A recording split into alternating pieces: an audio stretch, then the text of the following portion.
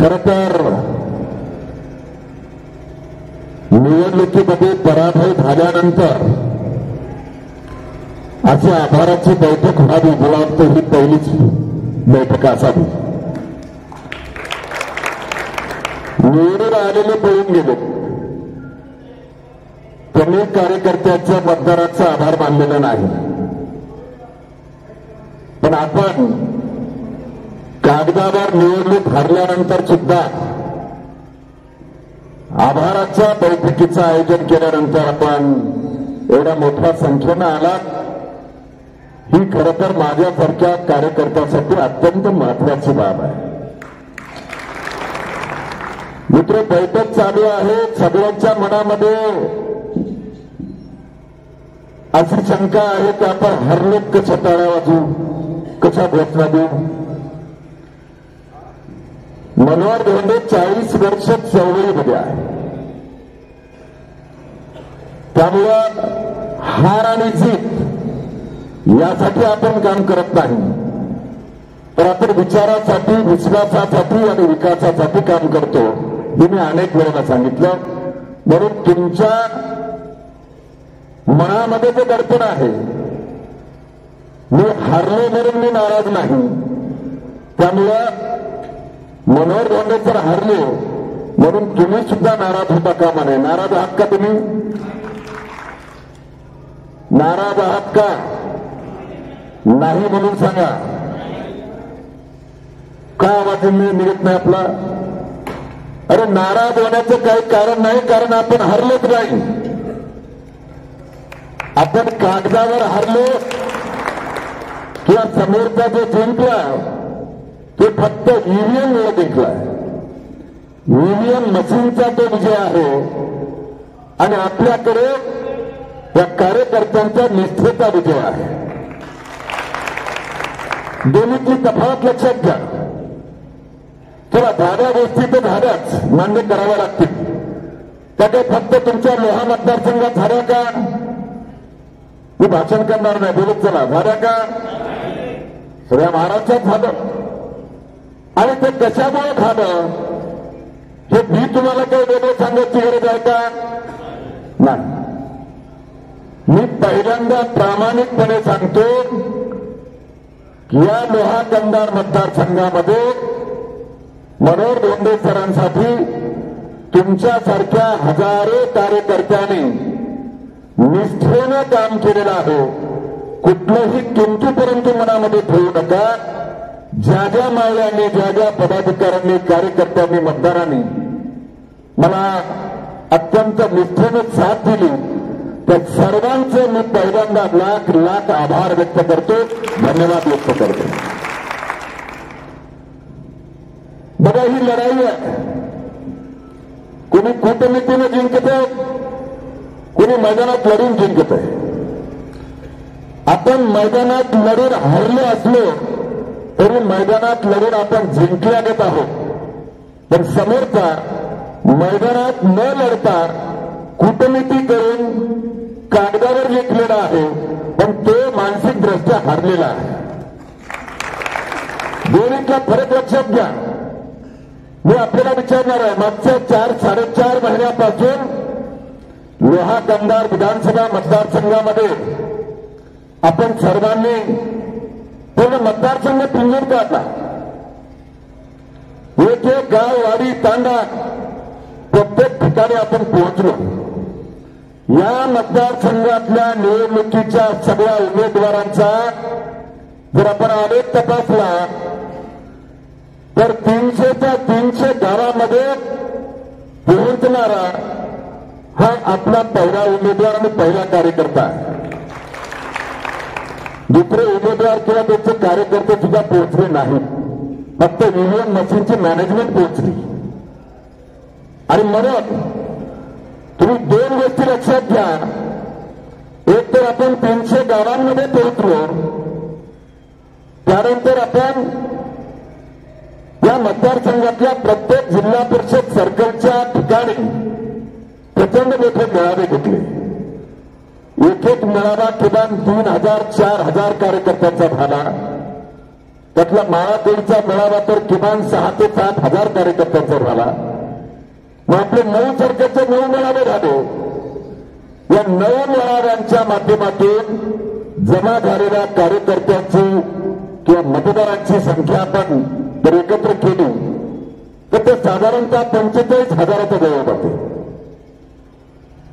एका कार्यकर्त्याच्या पाठीमागे 4 मतं जरी धरले आणि ते 5वा तर आपण 1 लाखाच्या पुढे जायला पाहिजे. डाटा जर बघितला तर जिल्हा परिषदेचे सरकारचे मेळावे इथपर्यंत काही निवडणूक जाहीर झालेलं नव्हतं. आपल्या सगळ्यांना माहिती आहे. आपण उमेदवारी अर्ज भरला 24 ऑक्टोबरला, पण निवडणूक जाहीर होण्याच्या अगोदर आपण मतदारसंघातल्या 300 गावांमध्ये पोहोचलो आणि 9 सरकारचे 9 मेळावे घेतले. आणि जेव्हा निवडणूक जाहीर झाली त्याच्यानंतर 24 ऑक्टोबरला आपला उमेदवारी अर्ज भरला. तुम्ही सगळेजण साक्षीदार आहात. कोणालाही खिचडीच्या शिवाय काहीच दिलेलं नसताना आपल्या निवडणुकीमध्ये किमान 10 ते 12,000 लोक आले होते. काही गोष्टी आपण मान्य करत चला. आणि दुसरीकडे सगळ्या जिल्ह्याभरातून गाड्या पाठवून व्यवस्था करून सक्ती देऊन गड्याला 500 आणि बाईला 300 देऊन त्यांना 2-3 हजार लोक सुद्धा जमवता आले नाही. हे वास्तव सत्य नाकारायची आवश्यकता नाही. जे मशीनमधून रिझल्ट आम्हाला माहिती आहे. या मतदारसंघात 24 ऑक्टोबरला आपण उमेदवारी अर्ज भरण्यापासून लोहाची शेवटची रॅली आणि नव्यामुंबईतली सभा ही होईपर्यंत आपण 72 जाहीर सभा घेतल्या. 72 सभा घेणारा या मतदारसंघात दुसरा कोणताच उमेदवार तो निवडून आला. प्रताप चिखलीकर निवडून आला. माझं खुलं चॅलेंज आहे.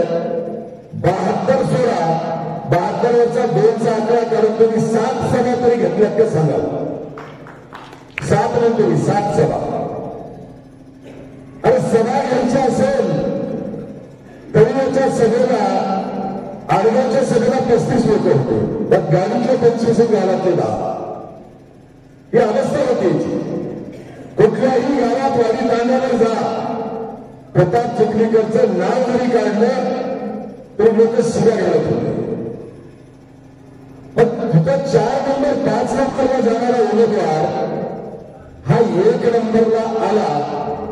तो कसा आला तर माझ्यापेक्षा तर सामान्य लोक म्हणतात. निकाल आल्याच्या नंतर अनेक गावांच्या घरांमध्ये आपल्या कार्यकर्त्यांच्या घरामध्ये स्वयंपाक सुद्धा झाला नाही. ही वस्तुस्थिती आहे. ही व्यथा, ही वेदना मी समजू शकतो. पण त्याला काही गंभीर आहेत. त्यातला राज्यभरातला एक धागा आपण जर पकडला तर हा उच्च पातळीवरून ठरवून झालेला कार्यक्रम. आणि म्हणून हा कार्यक्रम करताना निवडून आलेल्या उमेदवारांनी आमच्या मारुतरावांनी सांगितल्याप्रमाणे आभार कोणाचे मानले? वरच्या 3 नेत्यांचे. मतदारांचे सुद्धा नाही. का? कारण त्या तिघांचंच खरं मॅनेजमेंट होतं. त्यांचं काही योगदान नव्हतं. पण दुसऱ्या उमेदवारांनी आपल्या बाजूला नांदेड दक्षिण मतदारसंघ किती लोकांना अनंत बोंडारकर नाव माहिती आहे? वाळकेवाडीपर्यंत हा मतदारसंघ आला. आपला सायाळ आहे, भाद्रा आहे, इथपर्यंत लोहाच्या शेजारी हा मतदारसंघ आहे. इथं बसलेल्यापैकी किती लोकांना आनंद बोंडारकर नाव माहिती सांगा. तरी आनंद बोंडारकर विजयी आहे. माझं स्वतःचं शेवटी गाव नांदेड दक्षिण मध्ये आहे. माझ्या गावात एकही त्याची फेरी झालेली नाही. तरी आमच्या तुकाराम पाटील माजी सरपंच बसला घेत नव्हतं. त्यांनी सांगितलं की 1000पेक्षा जास्त मत आहे. तर ते एकही मत पडायला नाही पाहिजे. पण ही किमया कशाची आहे? तर ही किमया ईव्हीएम मशीनची आहे. पण आपल्याकडे सुद्धा काही गावांमध्ये मनोहर धोंडेला 1 मत आहे. शक्य आहे का? त्याच्या घरात कार्यकर्ता एक असेल त्याच्या घरातला तरी पडतील. आणि ही जी जी मॅनेजमेंट आहे ही उच्च पातळीवरून झालेली आहे. त्याच्यात काही प्रताप चिखलीकरची नोंदणी नाही. शेवटच्या प्रचाराच्या दिवसापर्यंत प्रताप चिखलीकर कोण्या गावात फिरला सांगा? कुठे सभा झाल्या, कुठे बैठक मेळावा झाला? फक्त मॅनेजमेंट चालू होतं. पैसे जरी वाटायचे तेवढे माणसं बोलून घेऊन फक्त सूचना देणं चालू होतं. याच्या व्यतिरिक्त काही चालू नव्हतं. आणि मग हा विजय हा काही जनतेच्या मतावर झालेला विजय नाही, तर हा विजय ईव्हीएम मशीनच्या मॅनेजमेंटवर झालेला विजय आहे. आणि आपल्याला नारा होण्याची आवश्यकता आहे का? नाही. खरं तर देश पातळीवर आता जे लोकशाहीची दूध राखून इच्छिणारे जे नागरिक आहेत त्यांनी सगळ्यांनी आता एक भूमिका घेणं आवश्यक आहे. ईव्हीएम हटाव, देश बचाव, ही आपल्याला भूमिका घेण्याची आवश्यकता आहे. तुम्हाला मान्य आहे का हे? आणि म्हणून मी पहिल्यांदा एक ठराव पारित करतो आजच्या बैठकीमध्ये. आपल्याला 2 ठराव घ्यायचे. पहिला ठराव, लोहा कन्नड विधानसभा मतदारसंघामध्ये सेवा जनशक्ती पार्टीचा उमेदवार म्हणून प्राध्यापक मनोज धोंडे यांच्या सोबत रात्रंदिवस उपासी पोटी निरपेक्षपणे कुठली अपेक्षा न ठरता हजारो कडवट मावळ्यांनी जे योगदान दिलं, जी साथ दिली, त्याबद्दल मी आपले सगळ्यांचे लाख लाख आभार व्यक्त केलेच. पण त्यासाठी मी आभाराचा ठराव मांडतो आहे. त्याला आपण हात वर करून टाळ्या वाजून आपण त्याचा संमती द्या. कॅमेरामध्ये हात वर वाजवा, टाळ्या चालू होत्या. आभाराचा ठराव आणि हे आभार तुमचे सगळ्यांचे आहेत. जोरदार टाळ्या होत्या.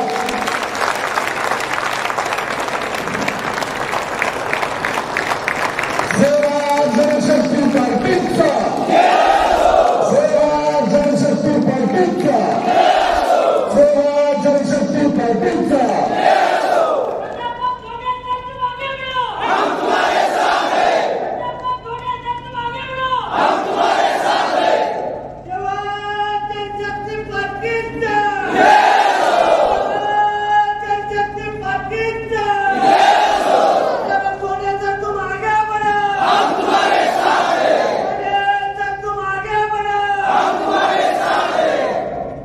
धन्यवादाचा ठराव आपण पारित केला.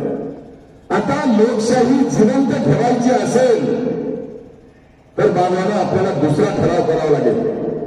राष्ट्रीय पक्ष काय करेल त्याची वाट बघायची आवश्यकता नाही. आपणही लोकशाहीचे नागरिक आहोत. आपल्याला तो अधिकार आहे. आणि मग मी दुसरा ठराव मांडणार आहे की आपल्याला या पुढे होणाऱ्या निवडणुका पारदर्शी पद्धतीनं, लोकशाही पद्धतीनं व्हायच्या असतील आणि खऱ्या अर्थानं लोकशाही जिवंत ठेवायची असेल तर आपल्याला एक ठराव पारित करावा लागेल. आणि तो ठराव आहे, या देशात होणाऱ्या सगळ्या निवडणुका त्या ईव्हीएम बाजूला काढून मतपत्रिकेवर व्हाव्यात. आणि म्हणून ईव्हीएम हटाव, देश बचाव हा मी ठराव मानतो. त्याला संमती असेल तर मी टाळ्या हातवर करा. ईव्हीएम हटाव, ईव्हीएम हटाव, ईव्हीएम हटाव, ईव्हीएम हटाव. भारतीय लोकशाहीचा, भारतीय लोकशाहीचा ईव्हीएम हटाव, ईव्हीएम हटाव. हा झाला आपला दुसरा ठराव. मला चिठ्ठी पण तीच आहे, मीच मानतोय ठराव. आणि महाराष्ट्रात हा सेवा जनशक्ती पार्टीचा पहिला ठराव ठरणार जिथे अशा प्रकारचा ठराव झाला. घोरामध्ये समोर आहे. अरे कोणीही एका निवडणुकीत पराभव झाल्यानं संपत नसतंय. मी आपल्याला उदाहरण देईन. या देशाला स्वातंत्र्य मिळालं आणि स्वातंत्र्य मिळाल्याच्या नंतर खऱ्या अर्थानं लोकशाही जी अस्तित्वात आली ती 26 जानेवारी 1950 ला, ज्या दिवशी परमपूज्य डॉक्टर बाबासाहेब आंबेडकरांनी दिलेली भारतीय राज्यघटना लागू झाली.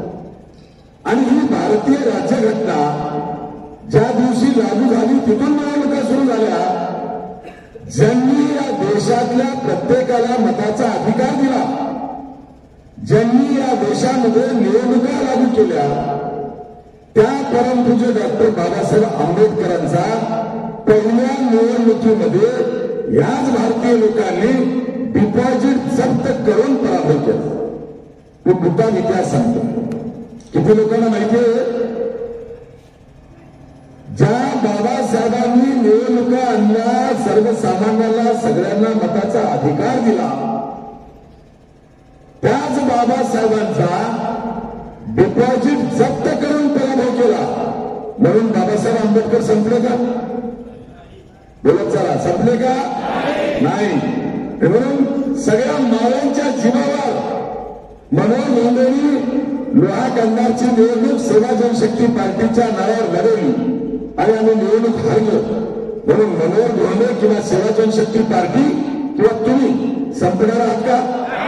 बिलकुल नाही. त्याचं कारण आहे, तुम्हाला माणसं कटकारस्थान करून मारता येतील, तुम्हाला माणसं काठीनं मारता येतील, पण विचार कधीच काठीनं मारता येत नाही. ही विचाराची फौज नसलेली आहे. आणि म्हणून बांधवांनो, हे डोक्यातली मर्ग काढून टाका. येणाऱ्या दिवसांमध्ये सुद्धा रणांगणावरती आपल्याला लढाई करायची आहे. मी मुद्दा म्हणून बाबासाहेबांचं उदाहरण दिलं. ज्या बाबासाहेबांचा पराभव केला, त्याच बाबासाहेबांच्या फोटो पुढे नतमस्तक झाल्याशिवाय एकही माईचा लाल, एकही राजकीय पक्ष, एकही राजकीय नेता मताची भीक मागायला जाऊ शकत नाही. आणि म्हणून इतिहासाला नोंद घ्यावी लागेल. भले मनोहर धोंडे हरला, ठीक आहे. मनोहर धोंडे कधी हरेल? ज्या दिवशी मनानं हरेल त्या दिवशी. मी चळवळीतला कार्यकर्ता, मी मनानं कधीच हरवू शकत नाही. आणि म्हणून माझी तुम्हाला सुद्धा विनंती आहे की इथून उठल्यानंतर स्पार्किंग ज्याला म्हणतो आपण, ऊर्जा, इथून उठल्यानंतर ऊर्जा घेऊन जा. आणि तुम्ही हरले नाही तर ईव्हीएम जिंकली ही भूमिका घेऊन जा. तुम्ही जिंकला, प्रताप चिखलीकर हरला, परंतु ईव्हीएम मशीन जिंकली ही भूमिका घेऊन जा. लोकांच्या मनामध्ये जो दबलेला आवाज आहे त्या आवाजाला फुलवा आणि प्रत्येकाला हे पटवून द्या, या मतदारसंघात झालेला पराभव किंवा महाराष्ट्रात झालेला पराभव हा काही पुण्या जनतेने मतदारांनी केलेला पराभव नाही, तर हा पराभव हा ईव्हीएम मशीनने केलेला पराभव. म्हणजे मनोहर सरकारने सांगितलं गेलो तेव्हा जाताना मी त्यांना फाईल तयार करून दिल्या होत्या. जोपर्यंत त्यांना फाईल मध्ये मिळून दिला नाही, मला कळायला फाईल मिळून दिला नाही. आणि म्हणून मी इथला एसडीएम म्हणजे निवडणूक निर्णय अधिकारी अरुणा संघटात यांना फोन केला की म्हणजे असं फाईलचा फोन काय मिळून दिला नाही. त्यांनी सांगितलं की सिक्युरिटीने केलं. सिक्युरिटी आलं काय तर निवडणूक निर्णय अधिकारी आलं काय. आणि असं निवडणूक आयोगाच्या नियमावलीमध्ये कलम नंबर टाकून मला उत्तर द्या की आम्हाला मध्ये देता येत नाही. आणि जर नसेल तर एका मिनिटामध्ये आमच्या फाईलमध्ये पाठवा. मित्र एका मिनिटामध्येच फाईलमध्ये गेल्या आणि चाललं तर चालला. ही मानसिकता या ठिकाणी सुद्धा होती, पण आम्ही त्यांना हमी दिलं नाही. पण जे मॅनेजमेंट होतं ईव्हीएम मशीनचं ते काही यांच्या पातळीवरती नव्हतं, ते हाय लेवलवरच होतं. महाराष्ट्रातले किती मतदारसंघ कशा पद्धतीनं मॅनेज करायचे याचा आराखडा अगोदरच केला असावा. आणि आपल्याकडे सिस्टीम राबवली जेणेकरून विजय उमेदवार मनोहर धोंडेचा आहे हे माहिती होतं. आणि म्हणूनच जेव्हा मतमोजणी संपली, मतमोजणी संपण्याच्या दरम्यान आपल्या कार्यालयावर मी 3 वाजता येऊन गेलो. 3 वाजता आलो तेव्हा कार्यकर्त्यांचा जमाव होता. मित्रांनो, मी कार्यकर्त्यांना सांगून गेलो ज्या पद्धतीच्या त्रुटीमध्ये आम्हाला लक्षात आल्या त्याच्यावर कायदेशीर बाबीची पूर्तता करायला मी इथं आलो. मी तक्रार टाईप करायला बाहेर आलो.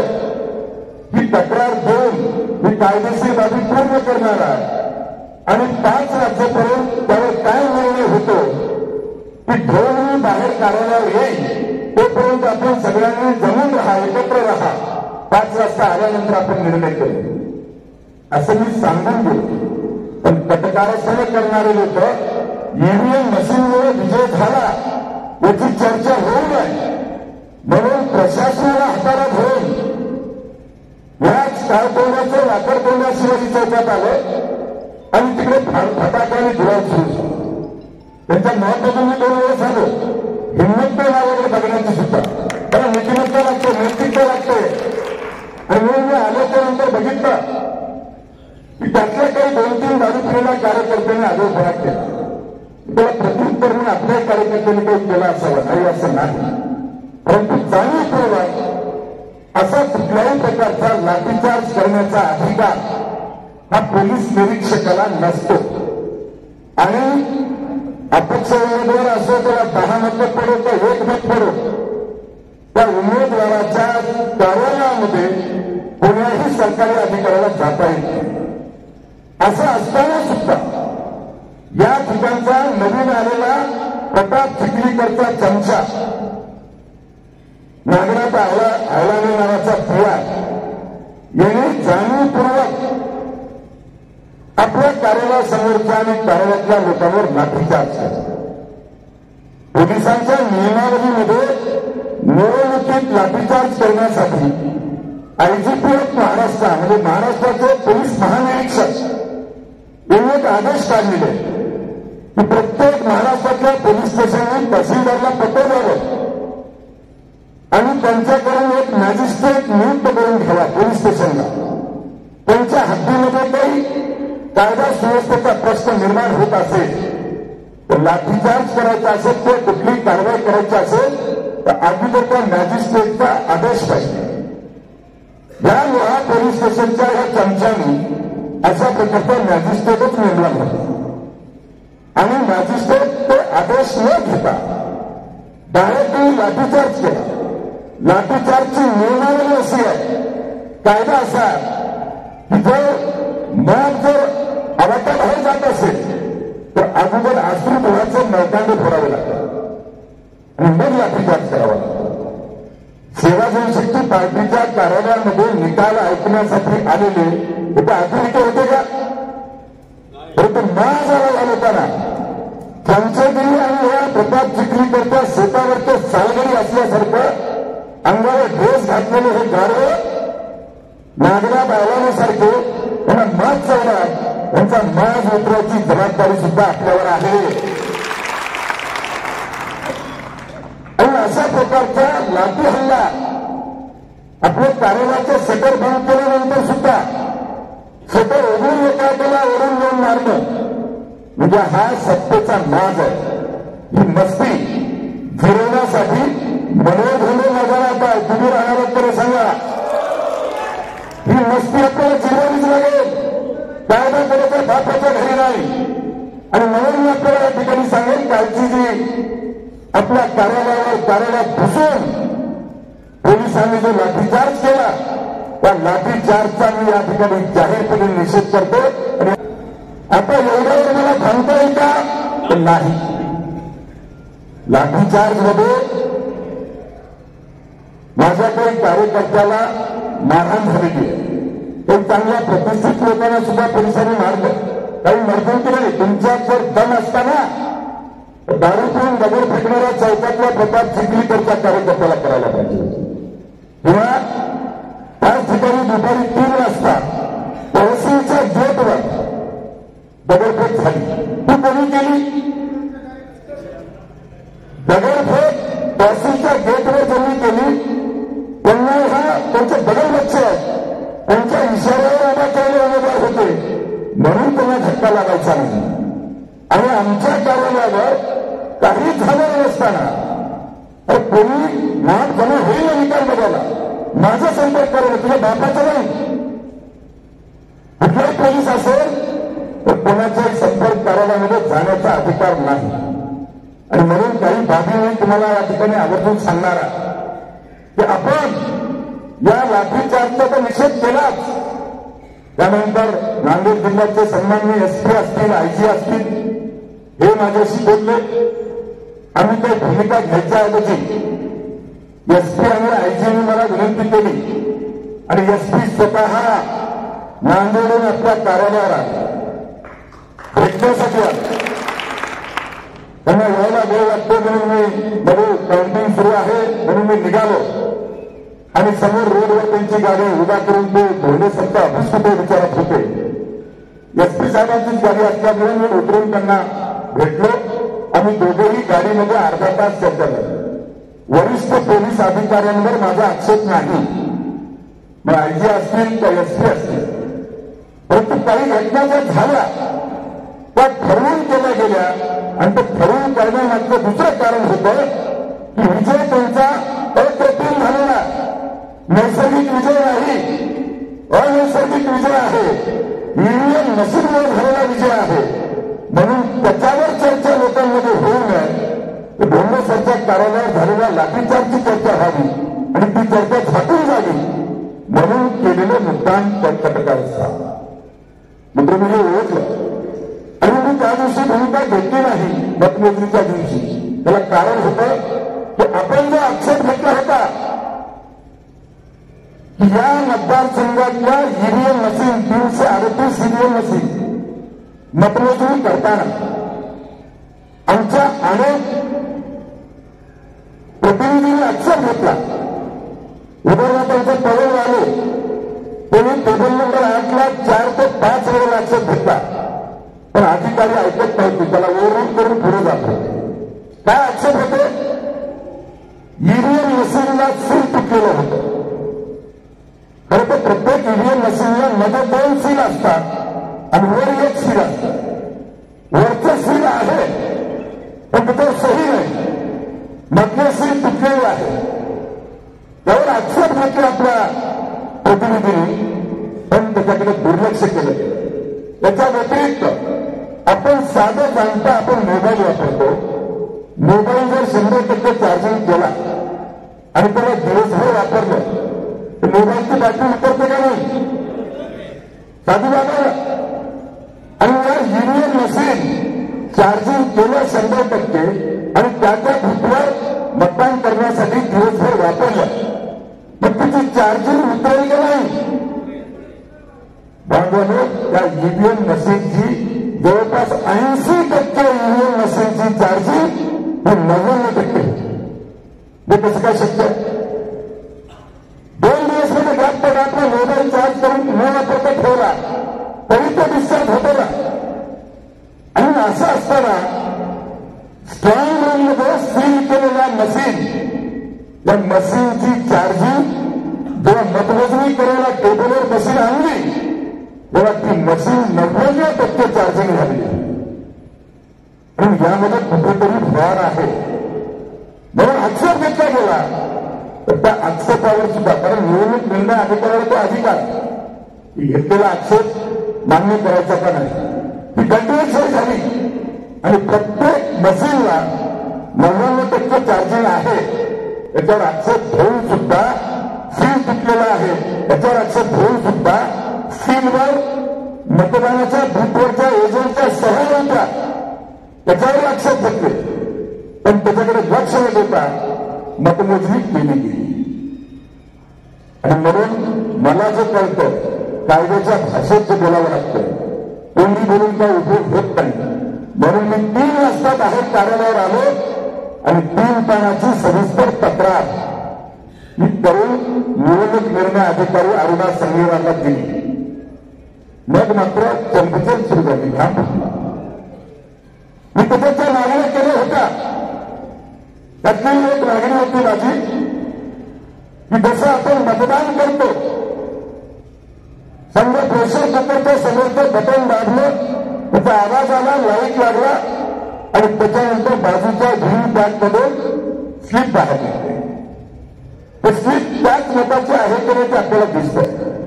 पण मी मागणी केली होती की 338 बूथवरच्या व्हीव्हीपॅटच्या स्लिपची मोजणी केल्याशिवाय निकाल जाहीर करू नका. आपली मागणी काय होती? 338 बूथवर जो व्हीव्हीपॅट मशीन आहे त्याच्यातून बटन दाबल्यानंतर एक स्लिप खाली पडते. त्या स्लिपला कोणतं मतदान आहे ते पूर्ण 338 बूथ मोजल्याशिवाय निकाल जाहीर करू नका. मित्र, बाकी मागणी मी सांगत बसत नाही, वेळ जास्त लागेल. एकच मागणी मी आपल्याला सांगतो. या मागणीवरती निर्णय घ्यायच्या दरम्यान माझा आक्षेप केला या ठिकाणचा दलाल असलेला नागनाथ अहिलादेव नावाचा पीआर जो प्रताप चिखलीकरचा चमचा होय चमचा उठून भाजपात मी आपल्याला माझे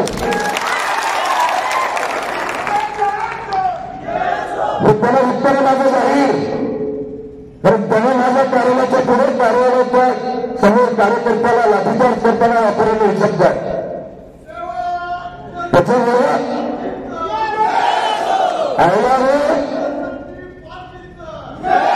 रामासाहेबांच्या जोरात घालू नका.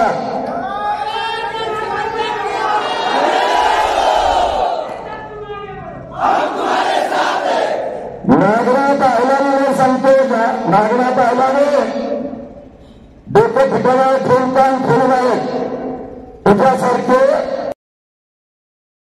काळजी करू नको. घालण्याची गरज नाही. अरे तुला कायदा कळतो तर मी काय आढळले का? मला कायदा कळतो ना. आणि जी मस्ती नागनाथ अहिलाने केली ती केवळ आणि केवळ प्रताप चिखलीकरच्या सांगण्याने केली. मला सगळ्यांना माहिती आहे. मी 3 वाजता तक्रार घेऊन मध्ये निघालो, सांगून गेलो 5 वाजता होतो, 5 वाजेपर्यंत आपण इथे चालून राहा असं मी सांगून गेलो. आणि माझी जेव्हा तक्रार निवडणूक निर्णय अधिकाऱ्याकडे गेली तेव्हा मला विचलित करण्यासाठी बाहेर लाठीचार्ज झाला. आणि लाठीचार्ज झाला हे मला जेव्हा कळालं तेव्हा मी बाहेर आलो. तेवढ्या वेळेमध्ये निवडणूक निर्णय अधिकाऱ्यांमध्ये निर्णय केला माझ्या तक्रारीवर. माझी मागणी होती 338 बूथच्या व्हीव्हीपॅटच्या स्लिपची मोजणी केल्याशिवाय निकाल जाहीर करू नका. त्यांनी काय केलं? 5 बूथ निवडले. काटकाळासारखे बूथ जिथे आपल्याला मतं नव्हते हे त्यांच्या एजंटनी सांगितलेलंच 5 बूथ निवडले. आणि त्या 5 बूथवरचीच फक्त व्हीव्हीपॅटच्या स्लिपची मोजणी करायला सुरू झाली. पण मध्ये गेलो तेव्हा ते व्हीव्हीपॅटच्या स्लिपची मोजणी चालू होती. 5 पैकी 3 बूथची मोजणी झाली. मी जेव्हा विचारलं तेव्हा मला त्यांनी सांगितलं की 338 बूथचे वाट पाडले, 5 वाट पाडले आणि एका वाटमधून 1 चिठ्ठी काढून 5 बूथची मोजणी केली. कायद्यात ही तरतूद नाही. जर उमेदवाराचा आक्षेप असेल व्हीव्हीपॅटच्या स्लिपची मोजणी करा हा जर आक्षेप असेल तर निवडणूक निर्णय अधिकाऱ्याला त्या सगळ्या स्लिपची मोजणी करावी लागते. पण त्यांनी ती केलेली नाही. बघा आपण कागदावर गेलो, मला कागद कळतोय आणि मी काल तशा प्रकारची तक्रार केलेली. त्यांनी काय केलं त्यांचं रेकॉर्ड राहू द्या. त्यांनी 5 टेस्टिंग केलं असं त्यांचं म्हणणं आहे. टेस्टिंग करता येत नाही. आणि मी काल त्या माझ्या तक्रारीतून दुसरं मागणी केली होती. इथून गेल्या मशीन स्ट्रॉंग रूममध्ये ठेवल्या जातील. त्याच्यावर माझा उमेदवार प्रतिनिधी जो आहे त्याचा सही सुद्धा सील करू नका. पण रात्री आपल्या मशीन इथं सील केल्या आणि आज नांदेडला गोडाऊनमध्ये नेऊन सील केला. उमेदवाराचा प्रतिनिधी म्हणून शुभम घोडकेच्या मशीनच्या सोबत. काही गोष्टी आपण यंत्रणेवर विश्वास ठेवून चालतो, नाही असं नाही. पण धोकेबाज आणि दलाल निघतात तेव्हा काळजी घ्यावी लागते. मित्र, या सगळ्या बाबी मी रेकॉर्डवर आणल्या.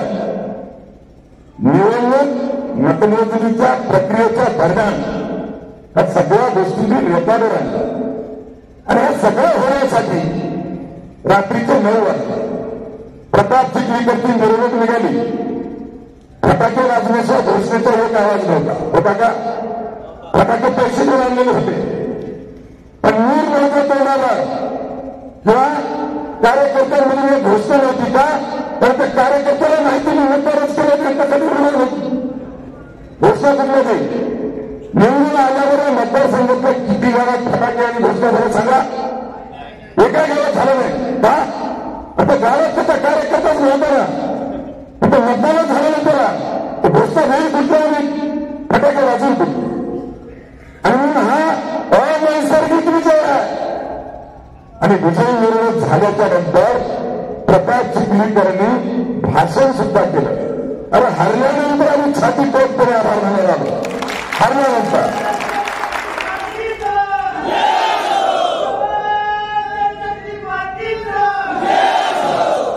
जिंकल्यानंतर 2 शब्द बोलायची अवकाश नाही दिली. फक्त त्या तिघाचे आभार मानले. देवेंद्र फडणवीस, एकनाथ शिंदे आणि अजित पवार या तिघांचे आभार मानले. मतदारांचे आणि कार्यकर्त्यांचे सुद्धा नाही. आणि आपापल्या घरी शांततेत जा असं सांगितलं. मित्र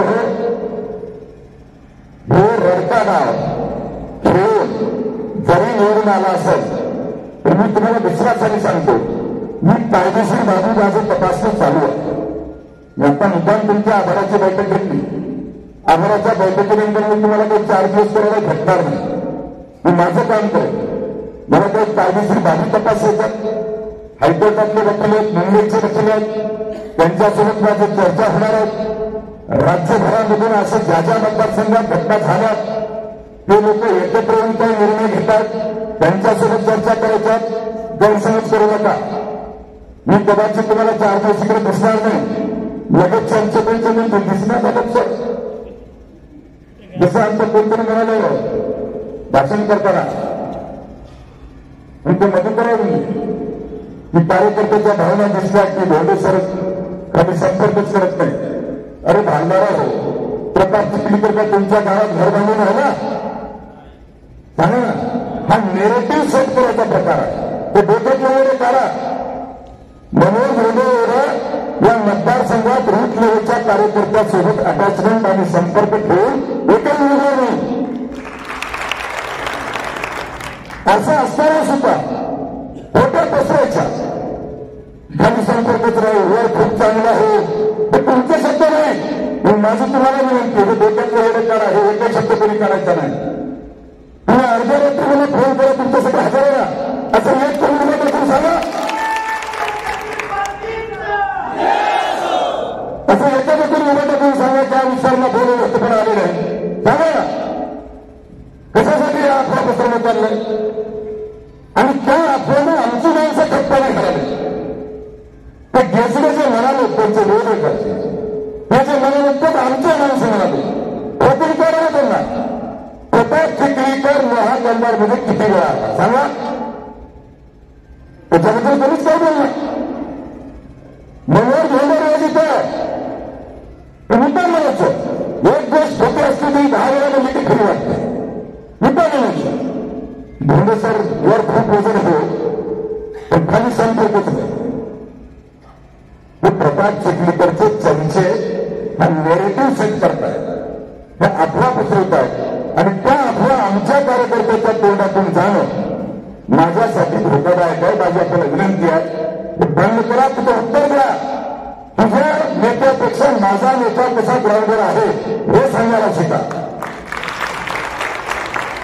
तुम्ही जर बोलतच नसेल तर एकटा होणं काही करू शकत नाही. आणि मग हा नेरेटिव्ह सेट करणाऱ्याच्या अफवाला बळी पडू नका.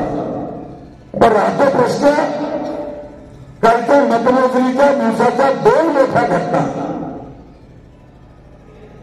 त्यातली पहिली घटना मतमोजणी. मतमोजणी चालू असताना मी सांगितलं 3 वाजता बाहेर आलो. मी तक्रार दिली. तक्रारीवर निर्णय करण्याच्या दरम्यान 4:15 वाजता लाठीचार्ज केला. आणि हा लाठीचार्ज नागनाथ आयलाने नावाच्या गाढवानी प्रताप चिखलीकरच्या सांगण्यावर मुद्दाम केला. त्याचं कारण होतं की मनोज झोंडेचं लक्ष मधल्या मतमोजणीवर राहू नये. मला माहिती आहे, तुम्हाला माहिती आहे, माझा जीव मतमोजणीपेक्षा कार्यकर्त्यावर जास्त आहे. मध्ये माझ्याकडे मोबाईल नव्हता. माझा मोबाईल गाडीत होता. माझ्या मोबाईलवर ही घटना झाल्याच्या नंतर एसपी साहेबाचे 3 फोन आले, आयजी साहेबाचा 1 वेळेला फोन आला, ऍडिशनल एसपी गुरु साहेबाचे 3 फोन आले, पण ते मिसकॉल पडत होते, फोन गाडी होता मिळत होतो, संपर्क होत नाही. हे बघून नांदेड जिल्ह्याचे एसपी साहेबांनी डीवायएसपी जगताप मॅडमला फोन केला आणि त्यांना सांगितलं की धोंडे सर मध्ये आहेत काउंटिंग मध्ये, त्यांना बाहेर बोलून माझं बोलणं करून द्या. आणि बॉस मला त्या जगताप मॅडमने बोलून एसपी साहेबांचं बोलणं करून दिलं. तेव्हा मला लाठीचार झाला. मित्रांनो, 1 सेकंड सुद्धा थांबलं नाही, लगेच बाहेर आलो. पण तेव्हा आपल्या कार्यालयाचं सगळं कोणी नव्हतं, सगळे तिकडे तिकडे डिस्टर्ब झाले होते.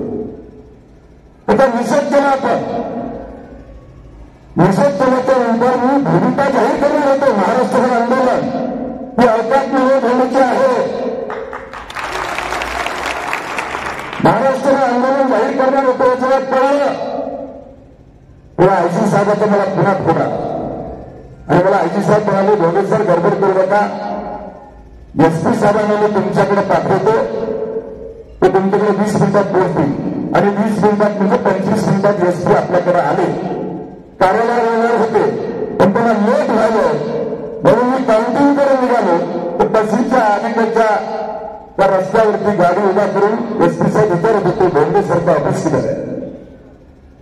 आणि ते बघून मी त्यांना त्याच ठिकाणी गाडीमध्ये माझे 3 ते अर्धा तास सगळ्या बाजू करतात, सगळ्या बाजूने आपल्याला सांगत बसणार. आणि मी वरिष्ठ पोलीस अधिकाऱ्यांनी केलेली विनंती मान्य करून महाराष्ट्रभर आंदोलन करायचा निर्णय स्थगित केला. ठरलं काय ठरायचं ते आमच्या. आणि मी निर्णय ठरवल्याच्या नंतर या बदमाश लोकांनी, त्याच्यात काही आणखी किडे आहेत पोलीस खात्यामध्ये, जे प्रताप चिखलीकरचे सालगडी आहेत, चमचे आहेत, तरी तिथे कामाला लागले. आणि तुम्ही रात्री 2 वाजता एफआयआर फाडता, वेळ रात्री 12:30, एफआयआर फाडा 2 वाजता. आणि एफआयआर फाडा 353, 147, 48, 49 ही कलमं लावली. हरकत नाही, कलमं लावले. मीडियावर बातम्या आली होती, सोशल मीडियावर गेलो होतो, लाठीचार प्रक्रिया करणं आवश्यक आहे, मी समजू शकतो, करा. परंतु गुन्हा दाखल करताना एका कंधारच्या वरिष्ठ पोलीस अधिकाऱ्यांनी दहशत पाजवता यावी या उद्देशानं 5 जणांचे नाव एफआयआर मध्ये घेतले, ज्याला पोलीस स्टेशनला नेलं होतं. आणि त्याच्या पुढे एक वाक्य जोडलं, व इतर 100 ते 110. म्हणजे उद्या पोलिसला म्हणता येईल, धोंडेकर चालला का बदमधी पाटील, धोंडेकर चालला का बदमधी पाटील. अरे धरव्या, तुला जे करतो ते तुझ्या पुढचं मला बी करतो. पण अशा प्रकारची मद्रासी आणि बदमाशी या ठिकाणच्या पीआयने केली. त्याचं म्हणणं की वरिष्ठाच्या सांगण्यावर केली, वरिष्ठ सांगणारे कंधारचे डिवायसपी आहेत असं त्यांच्यातल्या लोकांनी मला सांगितलं. हरकत नाही, मी सगळ्यांना एकदा दोष देणार नाही. माझ्या समोर पीआय नागनाथ आयलाने, आयलानेची आणि मनोहर धोंडेची गाठ कायमची बांधली गेली. आणि आयलाने अशा प्रकारचा गुन्हा दाखल केला. दुसऱ्या दिवशी सकाळी, रविवार होता काल, रविवारी 24 तासात आरोपीला कोर्टात हजर करावं लागतं, कुठला गुन्हा असला पण. म्हणजे 11 वाजता हजर करायचं तर 4 वाजता हजर करायचं.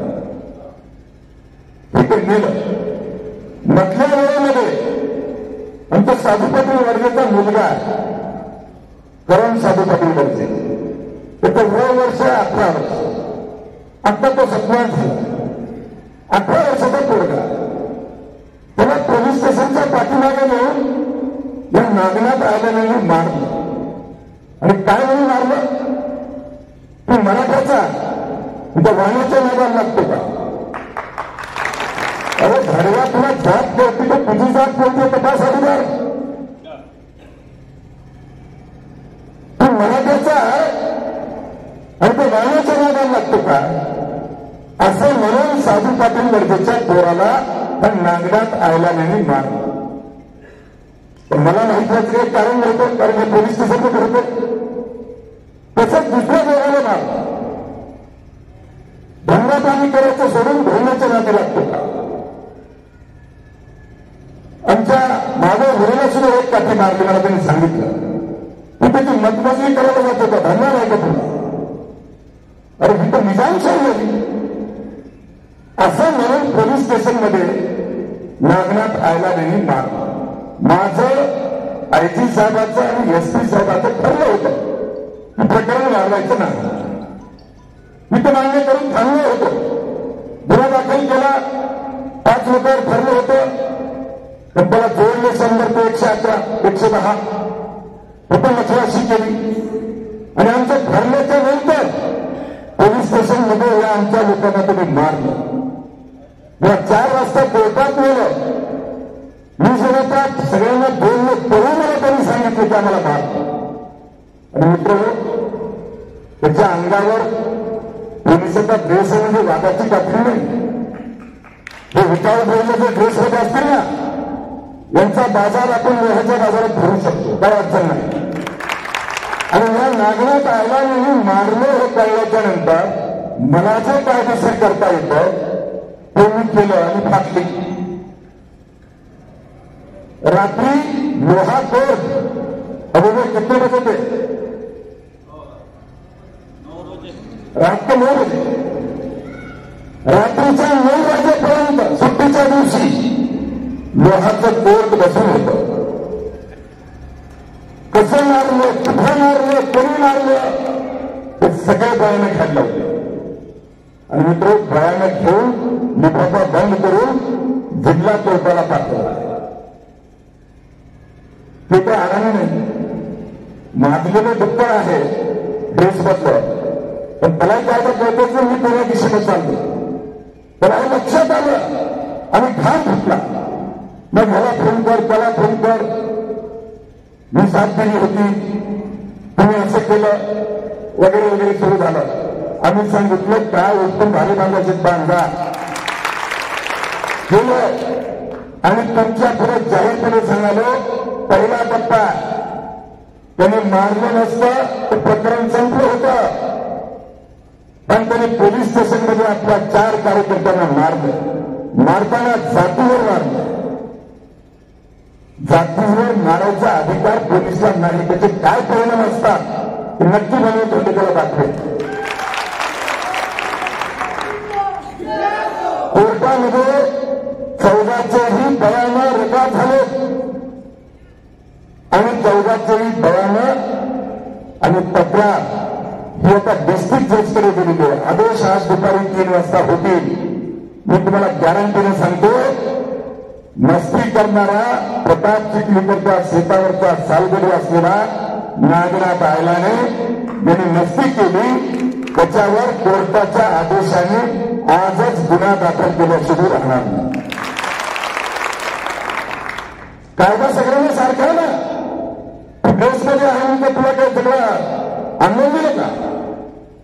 आणि कायदा काय असतो जर रात्री थोडीशी किंमत दाखवली त्याचं डोकं भरकलं. कोर्टाने स्वतः अँटी चेंबरमध्ये घेऊन एका कार्यकर्त्याला कुठे मारले, कोणती वेळा आहे कागदावर रेकॉर्ड केले आणि ते पाठवून मेडिकलला पाठवायचा निर्णय केला. मी कोर्टाचे जाहीरपणे आभार व्यक्त करतो. कोर्टाने लोहाच्या दवाखान्यात जर पाठवलं तर पोलिसांच्या दबावामुळे तर लागलेल्या काट्याच्या इंजिनी बरोबर घेणार नाही. पण कोर्टाने आदेश दिले सिव्हिल हॉस्पिटल आणले वस्तुतून ते रोज येऊन जावे म्हणून दवाखान्यात रात्री 2 वाजता मद्रासा भरपूर केले. आता डॉक्टरला भेटून सांगण्याचा प्रयत्न केला पण त्याला माहित नाही तुम्ही त्याचा बाप आहे. मी आधीच सांगितलं होतं. सगळ्या गोष्टी करून बघितल्या. निघताना बोलून निघाला मला की कोणता डॉक्टर इंजुरी देतो बघून. या प्रकारची बदमाशी ज्या नागनाथ आयलाने केली, एक तर मनोहर धोंडेकर राहील नाही तर नागनाथ आयलाने राहील.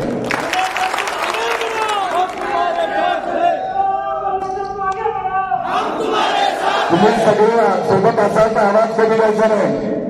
सोबत आहेत का?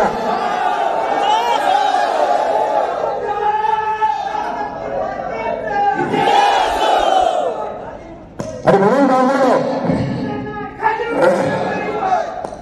आम्ही प्रकरण एसपी साहेबांच्या आयजी साहेबांच्या म्हणण्यानुसार संपवलं होतं. मग पुन्हा वाढवले हात दिलेली वाढवलेला हरकत नाही. मग पहिली आम्ही स्टेप घेतली कायदेशीर आणि कायदेशीर स्टेप घेऊन त्याच्यावर गुन्हा दाखल होईल. केसमध्ये असलेला पीआय जरी असला तरी त्याला तेच कलम लागेल जे आम्हाला लागतं. त्याच्यामुळं अशा प्रकारचं एखाद्या पोलीस स्टेशनच्या पीआयवर आरोपीने गुन्हा दाखल करायची घटना ही लोहाच्या इतिहासात पहिली ठरणार.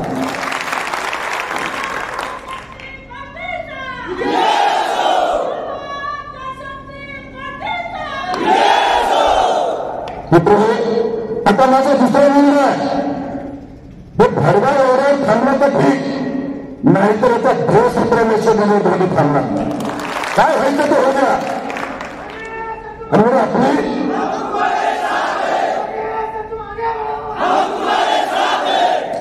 दुसरी आपली पायरी असेल, याला जर मास दाखवला नसती जर केली, मला कळलं की रात्रीपासून हा नांदेडच्या विष्णुपूरच्या दवाखान्यात गेला. डॉक्टरला सांगायला डॉक्टर ऐकू शकत नाही. तिथून आपले जे कार्यकर्ते सोबत होते त्यांच्या मागे लागल्याच्या बद्दल पहाटे 4 वाजता रात्री काही सकाळी काही बेळगावला बोरईला पोलिसी गाडी पाठवली. त्याचं नाव आहे त्याचं नाव आहे. माझी आपल्याला विनंती घालू नका. तुम्ही घाबरणार कसा का? म्हणून वेळेसोबत राहायचं असेल तर करायला अन्यायाच्या भूमिकेत राहावं लागेल. तुम्हाला मान्य असेल तर त्यावरून त्याचं स्वागत करा. समजा पोलीसची गाडी आली आणि त्यांनी जर अटक केली, कायदा तुमचं एफआयआर मध्ये नाव नाही. अटक केलेल्या वेळेपासून 24 तासामध्ये लोहाच्या कोर्टात हजर करावं लागतं. बरोबर. हजर केल्याच्या नंतर एफआयआर मध्ये नाव नाही आणि एफआयआर मध्ये नाव असलेल्या 5 जणांची जमानत झालेली आहे. त्यामुळे कोर्टात गेल्याबरोबर तुम्हाला जमानतवर सोडलं जाणार. एवढंच करू शकतो. 24 तासांमध्ये ठेवू शकतो. ज्याचं नाव नाही त्याला घाबरायचं नाही. तुम्ही 24 तास पोलीस स्टेशनला राहण्याची तयार आहे का? एकदाचं याच्या खातीवरती किती बघ आहे ते मला बघायचं. माझ्या कार्यकर्त्याला माझी विनंती, कृपा करून घाबरू नका. पोलीसची गाडी गावात आली तर सासरवाडीची गाडी आली असं समजा. समजायचं नाही. घाबरायचं ती भीती करा. त्याला भीती वाटली पाहिजे, त्याला झोप द्यावी लागली पाहिजे. आता जेवढी सोडलाच ना शेवट करू. सुरुवात त्यांनी केली, सोबत आपण करू. म्हणून मी आपल्याला विनंती करणार आहे, जेवढ्या लोकांना त्याला न्यायचं आहे त्याला पुरावा द्यावा लागेल. त्याच्याकडे पुरावा व्हिडिओचा आहे. आपल्या लोकांनी व्हिडिओ केले. मी सगळ्यांना आवाहन करणार आहे, आपल्या कार्यालयाचं शटर उघडून मध्ये घुसून मारतानाचा किंवा कार्यालयासमोर मारतानाचा ज्यांच्याकडे फोटो आणि व्हिडिओ आहेत त्या सगळ्यांनी हनुमंत लांडगे आणि जोडून हटवून दे. त्यांच्या व्हॉट्सअपवर टाका आणि फोन करून सांगायला टाकले. आपल्याला याचं संकलन करायचं आहे. त्याच्यासाठी माझी दुसरी स्टेप ही संपली की तिसरी स्टेप आहे. आणि ती तिसरी स्टेप आहे, उद्या महाराष्ट्राच्या 346 तहसीलमध्ये आणि 36 जिल्हा कलेक्टर ऑफिसवर सेवा संघटनेच्या वतीनं निवेदनं दिली जाणार आहेत. शिष्टमंडळात भेटून मागणी काय असणार आहे? नागरात आयला वेळेला निलंबित करून झालेल्या लाठीचार्जची निवृत्त न्यायाधीशामार्फत चौकशी करून कारवाई करा. निवेदनं देण्यावर थांबलं नाही. लोहा तहसीलवर किमान 10,000 लोकांचा मोर्चा काढण्यात येणार आहे. मोर्चाच्या तयारीला आजपासूनच लागणार आहेत का तुम्ही?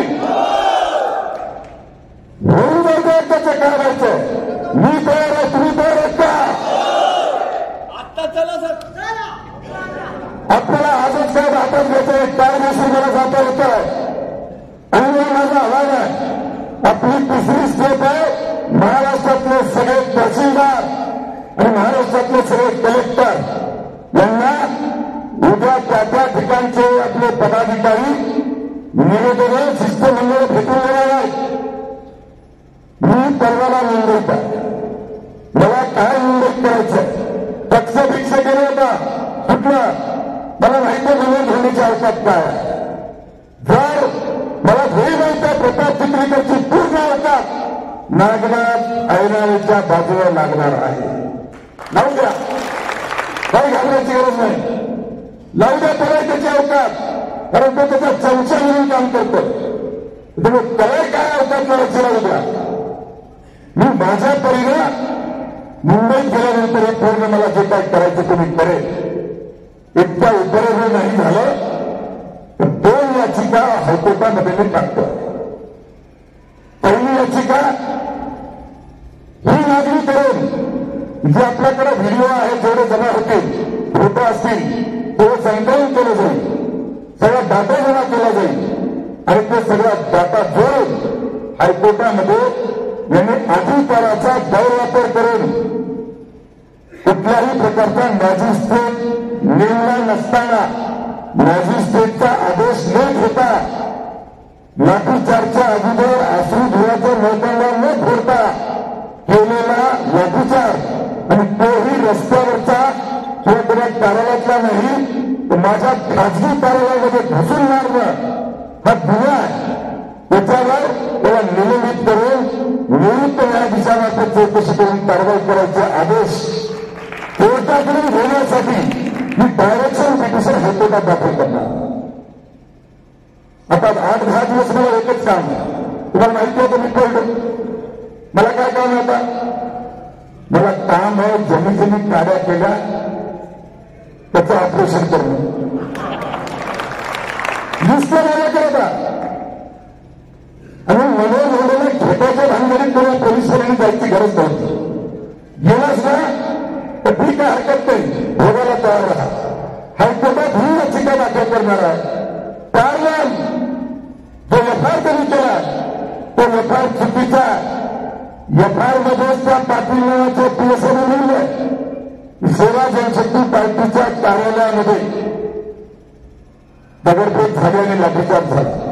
अरे भरवा, तुला कोणी यायला सांगितलं तर माझ्या कार्यालयात मी आलो होतो का तुला सरकारी कार्यालयात तुला कोणी सांगितलं होतं याला. पण कोणीही उमेदवार निवडणूक आयोगाची नियमावली आहे. जसं मी या तक्रारी इकडे करतो तसं आयोगाच्या विरोधात निवडणूक आयोग दिल्ली, निवडणूक आयोग मुंबई आणि जिल्हा निवडणूक आयोग जो प्रमुख आहेत महाराष्ट्र जिल्हाधिकारी यांना पण माझी आता तक्रार जाणार आहे. पण तक्रारी केल्यानंतर कोड ऑफ कंडक्ट मध्ये काय असतं तो विनोद झाल्याच्या आयोगाला दाखवून नाही. आणि म्हणून या घटना ज्या झाल्यात त्याचा डाटा माझ्यापेक्षा तुमच्याकडे जास्त आहे. आणि म्हणून माझी आपल्या सगळ्यांना विनंती आहे, ज्यांची नावाची यादी घेऊन पोलिसच्या गाड्या येणार आहेत ना, मर्दासारखं समोर जा, मी आहे म्हणून जा, काय उठून याचं केलं नका जा. तुमची एका दिवसात मला थोडी काळजी करू नका, भरू नका. आणि ज्यांच्याकडे अशा प्रकारचे फोटो आणि व्हिडिओ आहेत ते आज जमा करा. ते सगळा डाटा मला सोबत न्यायचा. मी कायदेशीर सगळं करेन. कायदेशीर काम चालू झाल्यानंतर तुम्हाला साधारणतः 1 आठवड्याच्या नंतर मोर्चाची तारीख दिली जाईल. तो मोर्चा मागच्या 10 वर्षात लोहारा झाला नाही असा प्रचंड मोर्चा असेल. मोर्चातल्या आपल्या 2च मागण्या असतील. पहिली मागणी असेल नागनाथ ऐलावेला निलंबित करून लाठीचार्जची निवृत्त न्यायाधीशामार्फत चौकशी करून कारवाई करा. आणि दुसरी मागणी असेल ईव्हीएम मशीनमध्ये झालेला भ्रष्टाचार, फ्रॉड त्याची निवृत्त न्यायाधीशामार्फत चौकशी करण्यात यावी. 2 मागण्या घेऊन आपला मोर्चा काढला जाईल. मोर्चामध्ये हजारो लोक असले पाहिजे. मोर्चा आहे तो 2 आजपासून काढावा लागा. 8 दिवसाचा वेळ आहे म्हणजे हा आठवडा आपला मोर्चा असणार नाही. जर समजा कारवाई नाही झाली तर पुढच्या आठवड्यात बुधवार गुरुवार किंवा शुक्रवार या 3 दिवसांमध्ये आपण तारीख मोर्चाची देऊ. तुमच्या हातात 10 दिवस आहे. 10 दिवसात मोर्चाची तयारी करा. एक धडक अशी घेऊ, निवडून आलेला सुद्धा निवडून आलेलंही उंदीर म्हणता राहिलं नाही, घुस करावा हे डोळ्यात जाऊन बसलं पाहिजे. आणि मस्त याची सामान्य गोरगरिबावर जर दादागिरी करायचा प्रयत्न केला, प्रशासनाला आणि पोलिसाला हाताला घेऊन जर निवडून आलेल्या प्रताप चिखलीकरने जर दादागिरी करायचा प्रयत्न केला तर जसाच तसा आणि ठोसाच ठोसा उत्तर दिलं जाईल. कायदेशीर काय व्हायचं होतं आणि तयार होऊ ना, पण त्या गुन्हेगाराला लागायचं नाही. आणि जर लागलं तर मी पहिल्यांदा सांगितलं, इथं बसलेल्या बाहेरच्या कुठल्याही कार्यकर्त्याला प्रताप चिखलीकरच्या चमच्याने काही म्हणलं तर घालू नका, उराला उर लावा. जर काही घडलं तर बांगडेच्या फाटच्या कार्यकर्त्याला बघणार नाही. मी सांगितलं आपण वसंतनगरच्या घराला जाऊ, भेट घ्यायची होती माझी. होऊन जाऊ द्या त्याचं काय व्हायचं ते, गुन्हे दाखल व्हायचं ते होऊ द्या, काही फरक पडत नाही. पण दादागिरी खपवून घेतली जाणार नाही. भले ते अधिकाऱ्यांमार्फत, पोलिसांमार्फत किंवा गुंड कार्यकर्त्यांमार्फत जर कोणी दादागिरी माझ्या कार्यकर्त्यावर करायचा प्रयत्न केला तर त्याला जशाच तसं उत्तर दिल्याशिवाय राहणार नाही. ही माझी भूमिका. हा झाला पहिला विषय. दुसरा विषय आहे ईव्हीएम मॅनेजमेंट करून निवडून आलेला प्रताप चिखलीकर तुला 5 वर्ष गुन्ह्यानं गुन्ह्या गोविंदाने आनंदाने आमदारकीचा आनंद मनोजमध्ये भोगू देणार नाही.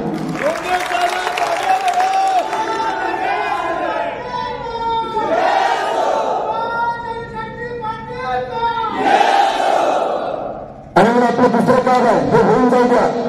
2 दिवसानंतर आपलं दुसरं काम आहे, जिथं जिथं आपल्या रॅली झाल्या, जिथं जिथं मेळावे झाले तिथले फोटो आणि व्हिडिओ एकत्रपणा दोन्ही तालुका अध्यक्षाकडे जमा करा. त्याचा आपल्याला डाटा जमा करायचा.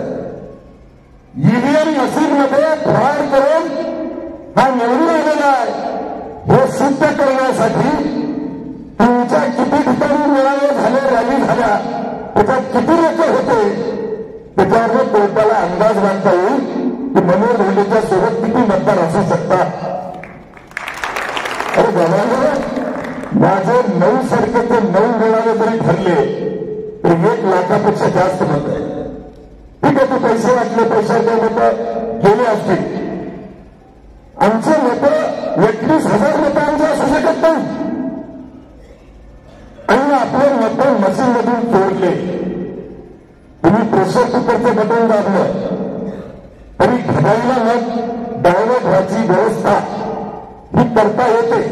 त्याचं कारण आहे या सगळ्या मशीन गुजरातमधून आणल्या. सगळ्या मशीन फ्रॉड आहे. आणि अशा प्रकारची व्यवस्था केली नसावी असं होणं शक्य नाही. आणि या मशीनमध्ये तुम्ही फ्रॉड केला. मी तुम्हाला दुसरं साधं उदाहरण देतो. समजा 12 नंबरच्या प्रेशर कुकर